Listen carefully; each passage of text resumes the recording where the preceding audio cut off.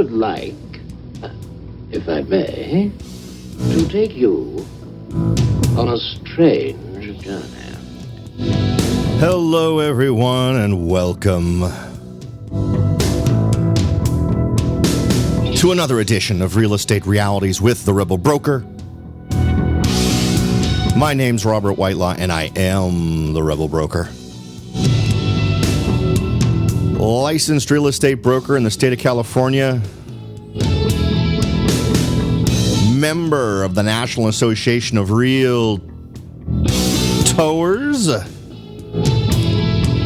But please, don't hold that against me. Welcome to it. Today is Monday, August 29th, 2016. And like we always like to start the week off with something bright and cheery, right? Yeah. We won't be doing it this week either. We're going to talk about what one writer for Zero Hedge describes as a demographic homeageddon. And of course, whenever you read a headline like that, you start to wonder if you might want to break out your tinfoil hat. But we'll look into it, see how much validity there is to it. If you've listened to what I've discussed before with all kinds of different articles that talk about a whole bunch of different subjects, we're not above picking it apart to figure out what parts of the data make sense and what parts don't. So stay tuned for that. Now, as always, the best way to get in contact with me is to head on over to the website, www.therebelbroker.com. From there, you can check the show notes for any show. You can actually listen to any show that's been published, plus you can check the show notes out for any show that's been put out. You can also click on Contact the Rebel Broker and send me any ideas, suggestions, observations, or questions that you might have. I'd be happy to reply to those. And of course, you can also support the show by clicking the Take the Survey to Support the Show button at the very tippy top of the page. That helps me get demographic data on all of you who listen, and then that helps me move the show forward in terms of getting it out in front of more people and potentially getting sponsors, which will let me expand the content I can provide. It'll let me do more direct mail pieces and exclusive items to folks who've signed up for the newsletter. It'll let me do all kinds of different online seminars, those types of things that you can check out and check them out at your own time. It just lets me devote more time to the show. And it also let me do something I've wanted to do with the show for a long time. And that is actually have guests on the show from time to time that bring interesting points of view or interesting data that you folks might find interesting and useful in your real estate hobby or your personal investments. So take a few minutes out of your day to answer those 5 to 7 questions, and you'd be helping out the show immensely. So thank you for doing that. Now, before we get too far in today's topic, I wanted to go ahead and give a plug to somebody. This is totally unsolicited. This is going out to Scott Blasius. He's a real estate agent up in Folsom, California, and he did not ask me to do this. He is not paying me. There is no quid pro quo involved in this, but Scott has been a dedicated listener and communicator in terms of back and forth communications and discussions about a variety of things, sometimes stuff that ends up on the show, always things that are at the very least thought-provoking. And through those interactions, he's absolutely shown me that he is the kind of agent that I think is worth considering. He's always kind of thinking outside of the box. He sounds like a guy, from our conversations, clearly a guy who's thinking his way through the process. He's not just following some arbitrary checklist of things to do. He's actually thinking through specific things that would apply to his clients' needs. And if that's not what you're looking for in an agent, I really don't know what is. So if you are interested in real estate up in the Folsom, California area, let me suggest you contact Scott. His name is Scott Blasius, and his phone number is 916-201-8138. So please do feel free to get in contact with him. And for you, Scott, consider this a free commercial. So there you go. Now, the reason why I wanted to give Scott props is because the article we're going to discuss today actually was forwarded to me via him. I had already sort of put it in the queue, but to be honest, it had sort of withered a little bit back into the list, and he sort of brought it right back up to the front of the list. And after reading it, I absolutely understand why. So that's really what the article we're going to be discussing today was something else that Scott pointed out to me as something he thought was a little bit scary.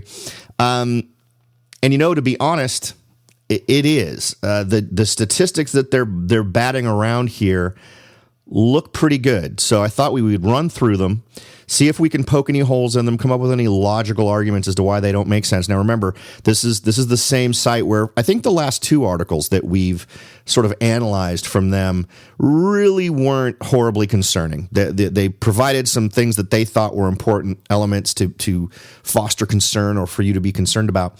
And we sort of poo-pooed them a little bit, to be honest. But I'm actually not seeing a whole lot to punch holes in on this particular one. So I thought I'd share it with you.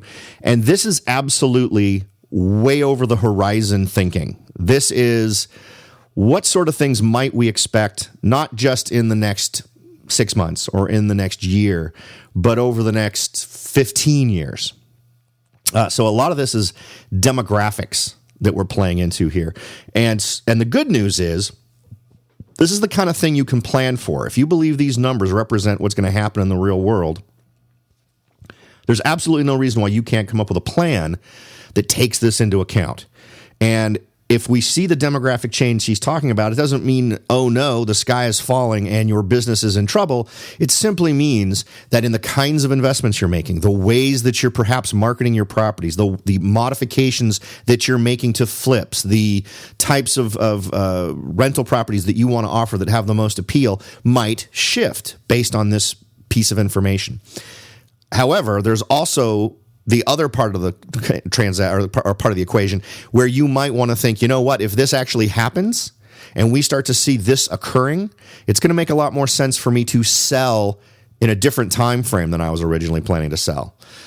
It might also, and if you really believe in this might also spell for you an opportunity down the road to acquire some properties at what might be better prices than normal. So let's get into a little bit and see if we can't figure out where these numbers might take us.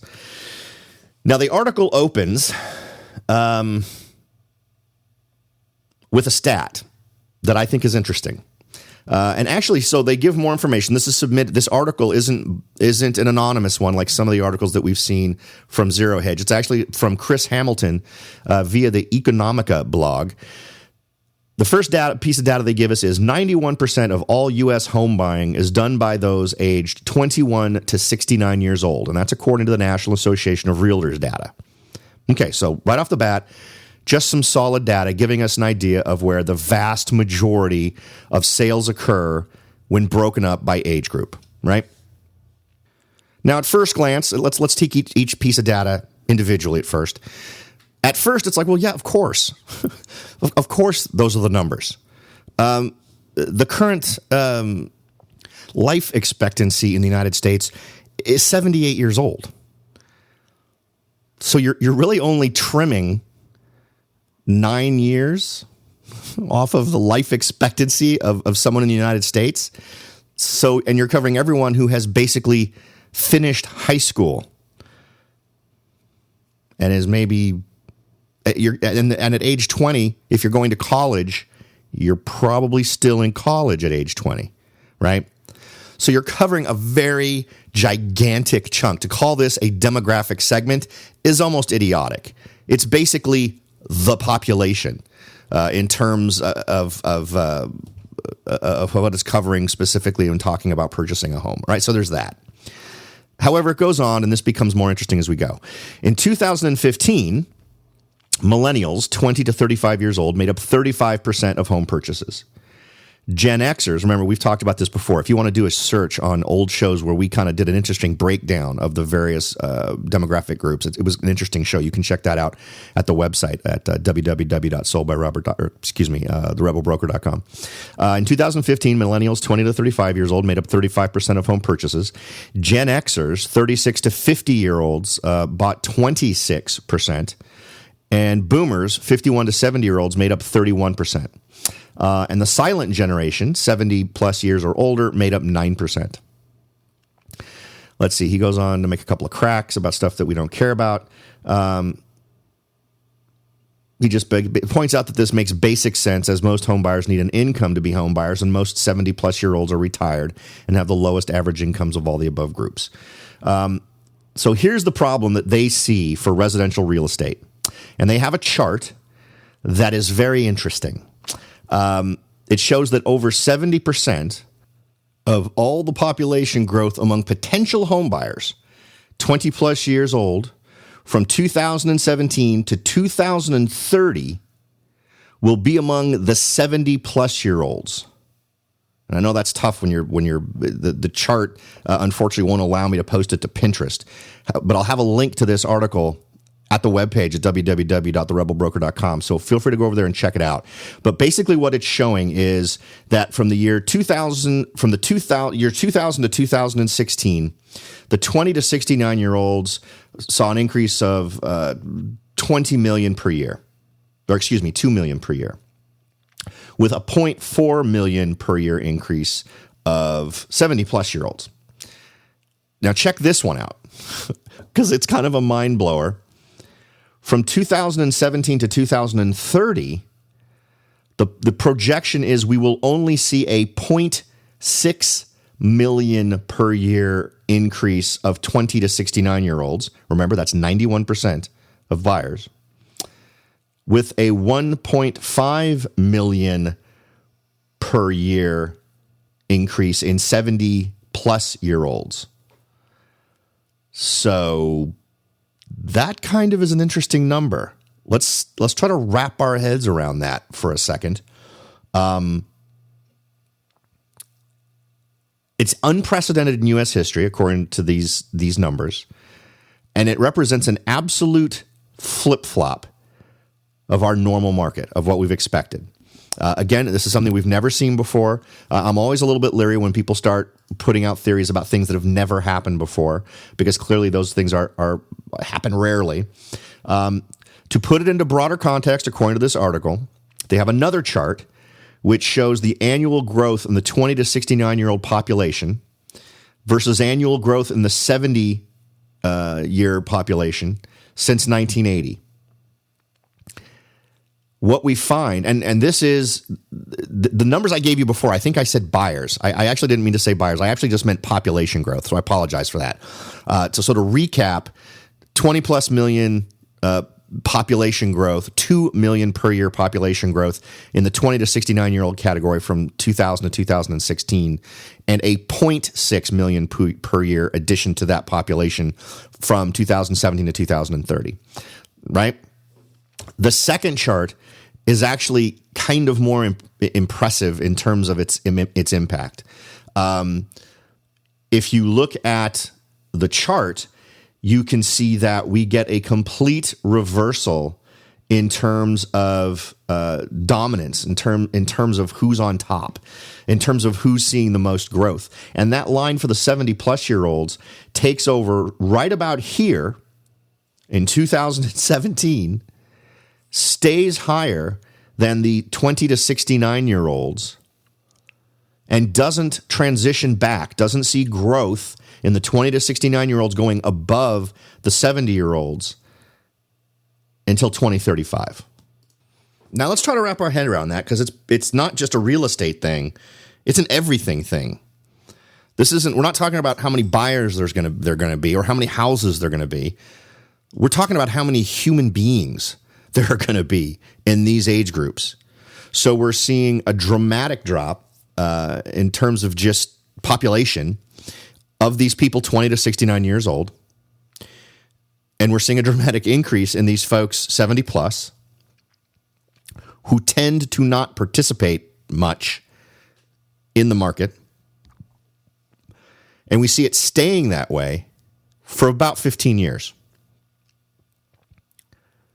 That's gigantic. And we see that transition period happening in just a year. 1 year from now. They go on to say the impending nosedive in the growth of potential buyers versus surge in elderly, those more likely to downsize or outright sell than buy, should be quite disconcerting considering, first, home prices are at or near their 2007-2008 bubble peaks, meaning any new investments require far more cash down to achieve a positive cash flow. Mortgage rates can effectively go no lower, and a marginal increase is probable unless the Fed reinitiates quantitative easing and implements NIRP. Now, we've talked about quantitative easing. That's printing money. frankly, it seems to me that the reality is, and we can talk about that. That's a whole other show in terms of what might happen with quantitative easing in terms of printing money, or what might happen in terms of interest rates. My feeling is that we won't see any interest rate increases until November or the end of this year from the Fed, just because of all the craziness that's going on politically. They go on to state present lending standards are far more stringent than during the 07-08 fog in a mirror ninja free-for-all. And we've kind of debunked that a little bit too. Remember, which doesn't make this better. I think I don't think this makes this any better. We've kind of debunked this idea that lending standards are far more stringent. Are they more stringent? Yeah, kind of. But we're changing the things that we used to measure it and make it stringent, like credit ratings are being manipulated, right? By calculating them differently. Lending strategies or lending vehicles are being broadened to areas they never were before. So in a lot of ways, we're doing things that we never did before, in terms of 3% down loans being offered by everyone being offered by more than FHA, 1% loans that we've talked about across the country, 0% loans in some areas. So there's still plenty of areas where you can point and say there is weird stuff going on right now. Next on their list of things to consider is the dollar is likely to continue appreciating, making foreign buying continually more expensive and less likely. So at the same time that we're likely to see a decline in much action in our real estate marketplace, we are likely to see a decrease in the number of foreign investors who want to get involved.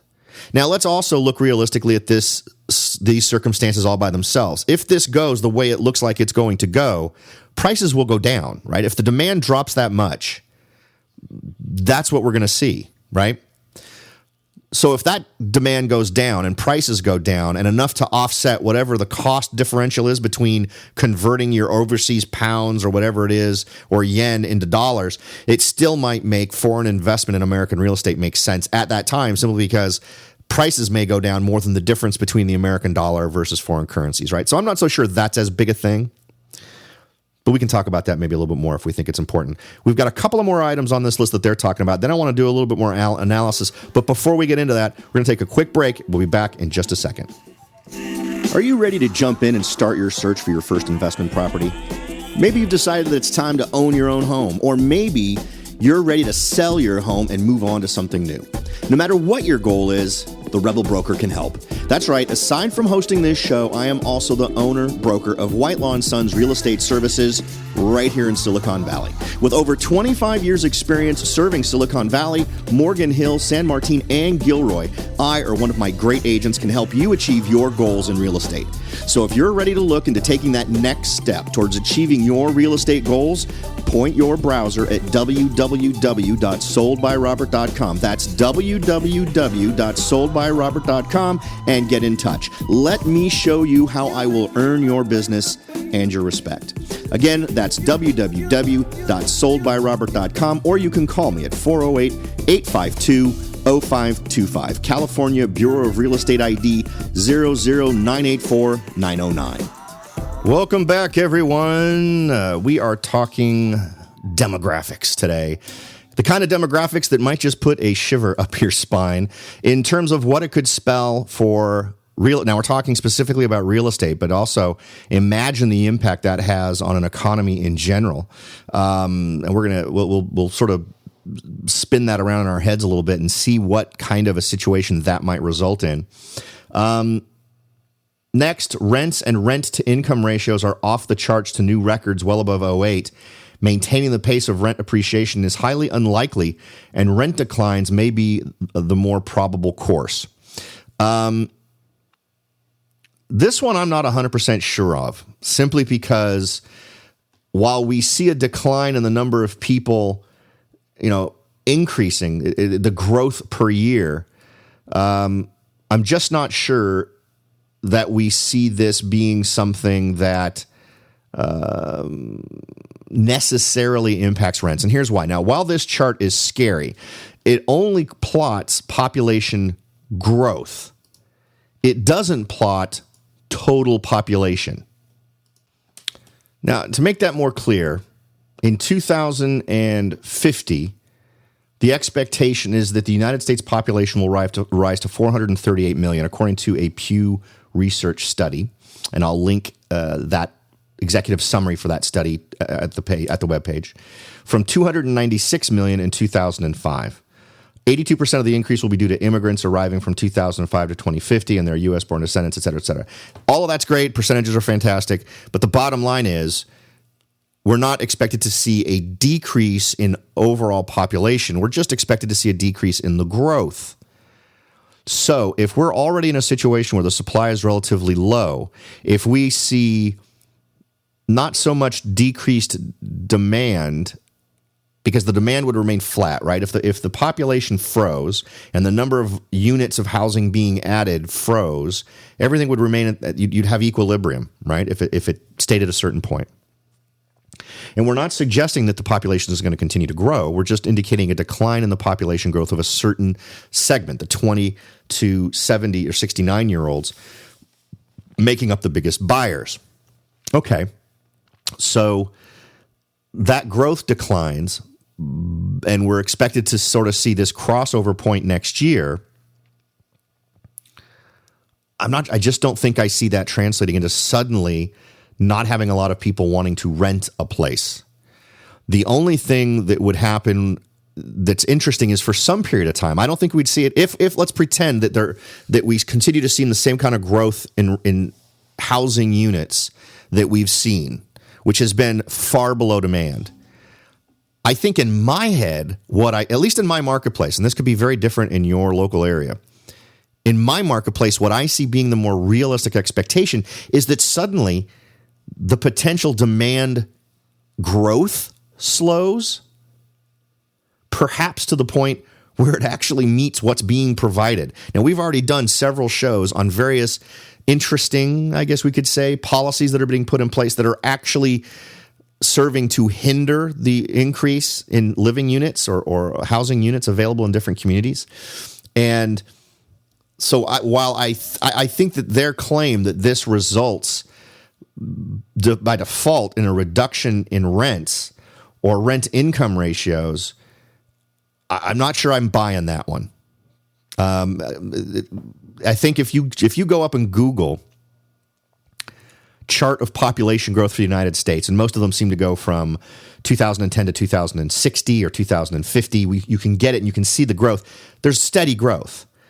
It's just that the demographic part of it that we're talking about here sees this 15-year window where you're just seeing far less growth in the 20 to 69-year-old pool than you are in the 70-year-old pool, 70-year-old plus pool. And I'm still dubious simply because a good chunk of the folks that are even in that 70-year-old pool are going to be folks that will additionally decide to not live in the big house and will move into a smaller place that, for financial reasons, it may make more sense for them to do rentals. So I think there'll be a percentage of those folks who also move into rentals. If, however, then here's the other part of the if.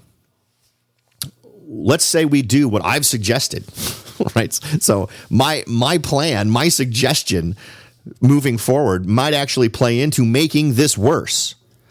If we do get all this construction going on, if we get a whole bunch of new units being built to meet demand, and we see a dramatic reversal in the demographics of who's out there to buy into rent, at the same time that we're seeing the most active segment that tends to buy and rent this stuff growing at a slower pace, that might spell a problem if we're generating more properties than can be absorbed by the market. But remember, where we are now is we're not generating anywhere near enough. I'd say the amount we're generating here in Silicon Valley is, I don't know, a quarter of what needs to be generated. I think if we're at a point where we're cranking out, just to use round numbers, if we were cranking out 10 homes per month, if we were to crank out 40 homes per month, you'd still end up with situations where folks were buying these things. That would probably bring just about balance. I'll bet you'd almost see equilibrium there. You'd tend to see maybe one offer in a reasonable period of time or one or two offers in a reasonable period of time. I honestly think that you'd see a ton more people jump out of inactivity and actually start shopping if you saw that kind of an inventory growth. So I think that in my particular area, we're already so out of whack that this particular demographic shift isn't going to represent a big hit. For those of you who are in areas where you might be a little bit more on the edge, you might be more in the middle, this could absolutely completely turn your rental market on its head. And you're going to need to get information on your local market to figure out if this demographic fits for you. And I think this is also going to be something that's going to be interesting to note in areas where folks who are at that higher age group tend to be more dominant in the population. So retirement places in Florida jump to mind. Phoenix jumps to mind, or at least parts of Phoenix jump to mind. What's going to happen there when this inversion happens, when suddenly there are more people in the 70 plus range and in terms of growth per year and fewer people in growth per year in that 20 to 69 marketplace or demographic? What will these areas where there was already a little bit of a more dominant presence of the 70 plus folks? I think that for those of you who have rentals in those areas, if you cater to that market, you may actually be in a better position catering to the folks in the 69 plus demographic than other folks. Just because likely there will be more demand simply because the number of folks in that age group will grow.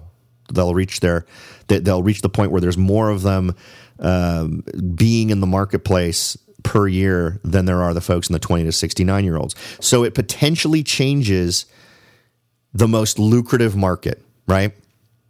It changes it from being that 20 to 69-year-old market to potentially being that higher aged market.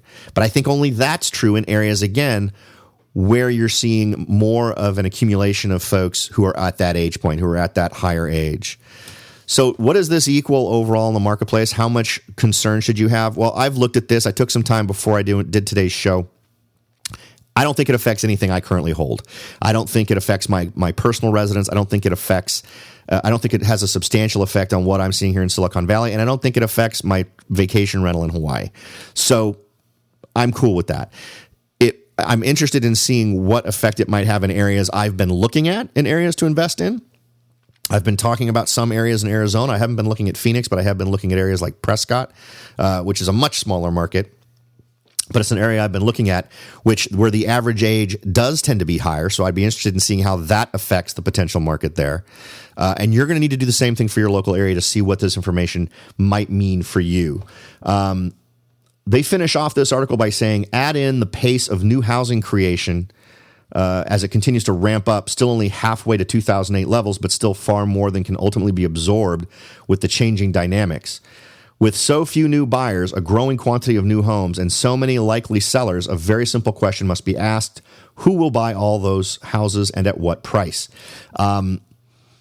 So I frankly think that for most areas in the country, they're overstating it. I don't think that the level of creation of homes has come anywhere near the point where this particular change in the dynamic makes that big of an impact. However, we're talking about a 15-year window.